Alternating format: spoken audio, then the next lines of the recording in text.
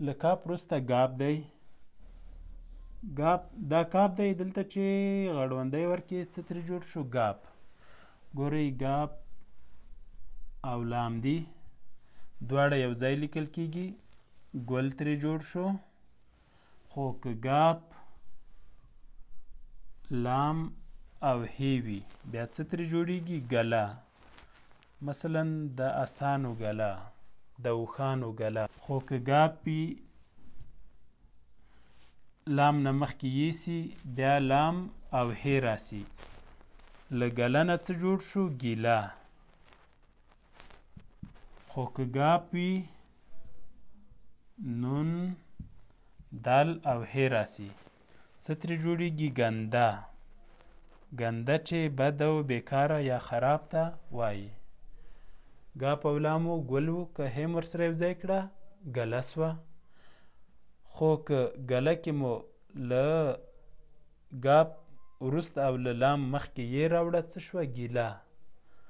او ګنده کې ګاپ نون دل هی ګنده. خو که دا هی لري کې څه به ترې پاتې سي؟ ګند.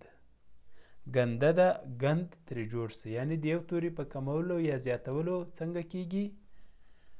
یوه کلمه بدلیږي. درس کې ګل لرو. ګل، بلبل، بلبل، ګل، خوښوي.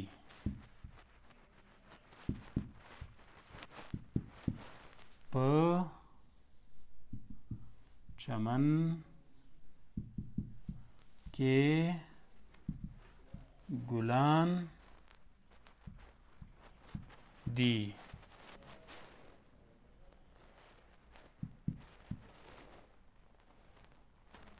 زما ګلان خوښیږي.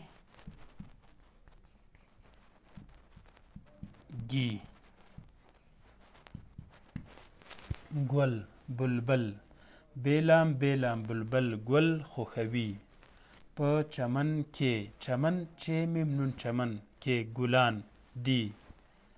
زما ګلان خوښیږي. ګورئ ګل دی، کلام نه وروسته الف او نون ورکړو څه ترې جوړ شو؟ ګلان. بلبل ګل خوښوي. په چمن کې ګلان دي. زما ګلان خوښیږي. رحمان بابا وایي بلبلان به د چمن لمنې پرېږدي که خبر شي چې له ګلو نه ښایسته مخونه هم شته. ګاف دی، الف دی، لام دی او بیا لام دی. څه شی شو؟ ګالل. که هی ګاپ او یې وي څه ترې جوړیږي؟ هګۍ. که هی واو ګاپ هی وي، هی واو یو ځای کېږي، ګاپ او هی څنګ ته ګډ راځي، څه ترې جوړ شو؟ هوږه. که ری نون او ګاپ وي، ری لیکل کېږي، نون او ګاپ یې څنګ ته ګډ راځي، څه جوړ شو؟ رنګ.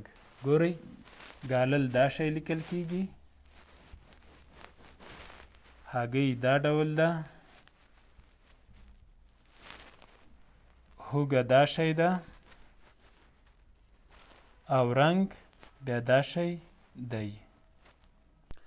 پښتو زده کړه فیسبوک پاڼه در سره خوښه او له نورو ملګرو سره شریکه کړئ. پښتو لرنینګ یوټیوب چینل هم در سره زنګوله یا سبسکرایب او د نورو ملګرو سره شریک کړئ. الله مو مل شه.